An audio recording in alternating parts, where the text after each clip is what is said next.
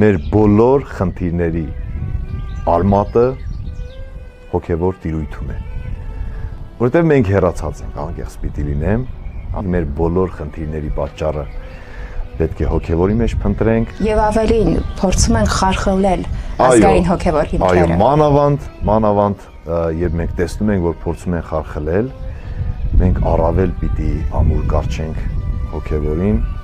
ու մեր ժողովուրդը սովորաբար այդ հավատքի հիշողությունը ունի, հավատուն է, այսպես մի մասը մտածում է, որ Աստված ինչ-որ պապիկ է այնտեղ նստած և հանդուրժում է, բայց Աստված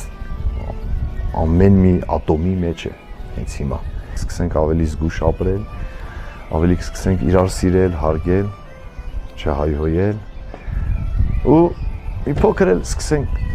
կարդալ մանավանդ Սուրբ Գիրք,